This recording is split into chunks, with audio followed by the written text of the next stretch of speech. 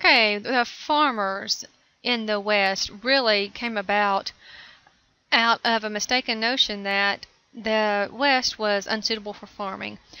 Stephen Long had been commissioned by the federal government to do a survey of the area, and he called it the Great American Desert. But thanks to new technology and new advances in farming, settlers are finding that they can indeed farm on the plains. This settlement of the plains took place largely because of government grants or homesteads, the homestead acts. The government went a long way in helping to settle the West.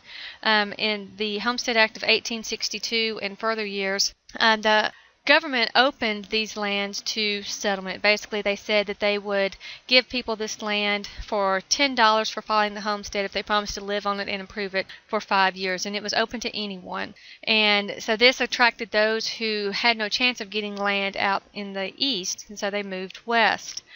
These folks were called homesteaders and sod busters because they literally had to make their farms out of the sod of the Great Plains. Now, the Great Plains, like I said earlier, did not receive adequate rainfall.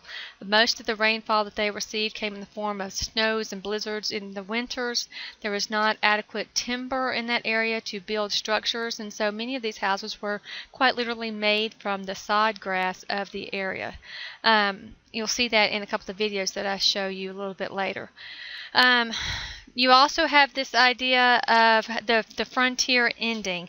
The West was seen as the last frontier of the United States, and you can see that in that graphic that's represented on this slide.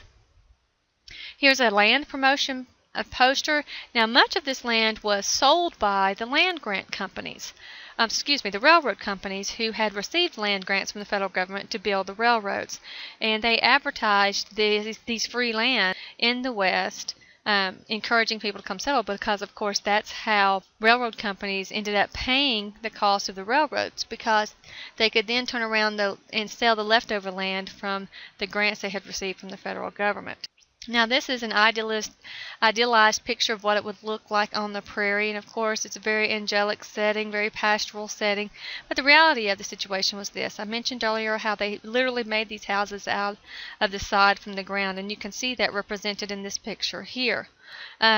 These are people that are making do with what they had, and it really fit in well with this notion of this independent-minded spirit. Many women came out and took advantage of the land ownership in the West at this time period as well. Many families came out, and it really helped many of the families trying to make a go of it. Now, coinciding with this time period is this idea that rain follows the plow, and as I mentioned, for the third time, they did not receive adequate rainfall. But during the time period that the West was being settled, it had above average rainfall, so it very much seemed to support this idea that the rain follows the plow.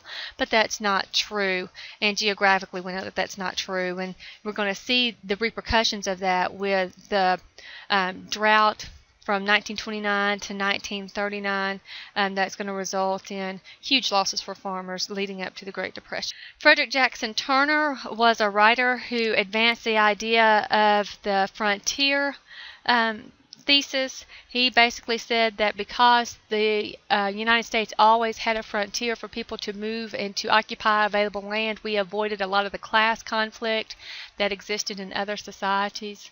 And he's very known, very famous for this. It was called the Turner Frontier Thesis.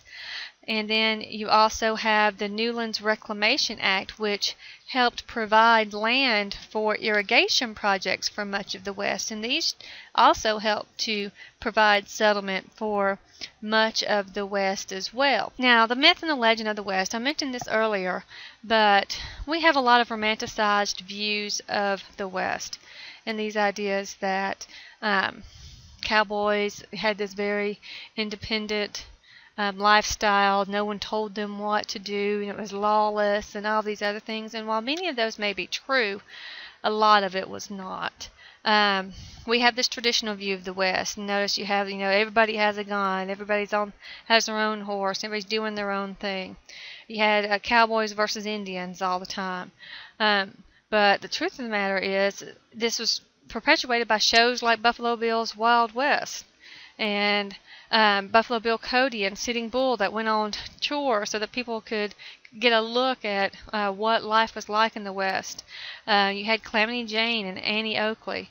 But ultimately, I mentioned earlier in today's lecture that with the closing of the frontier, with the end of the long drive, which means that cowboys no longer can drive cattle across these long ranges to the railheads to be shipped back east for sale. The lifestyle of the cowboy goes away. So it has a relatively short time span in American history, around 20 years. It's going to be barbed wire and fencing that really brings an end to the cowboy myth, and it just becomes more economically feasible for cowboys to be hired as ranch hands and work on the ranches, taking care of the horses, the cattle, the sheep there on the ranch, and enclose the animals to protect them not only from predators but from theft and everything else. So you're going to see this idea of the cowboy just kind of fade away. Another thing that you're going to hear talked about in some of the videos is the destruction of the buffalo herds. I did mean to point this out earlier when I was talking about Native Americans. The U.S. Army encouraged traders and hunters to kill the buffalo because they knew that it was the buffalo that Native Americans depended upon for their livelihood, for their culture to continue. And so you see this vast destruction of the buffalo, and please make sure that you pay particular attention to that when I show you the video a little bit later that will be posted on Edmodo. Now this is the end of the screencast on Chapter 19, Transforming the West. Remember to click the turn in button when you're done and letting me know that you have finished watching it. Thank you.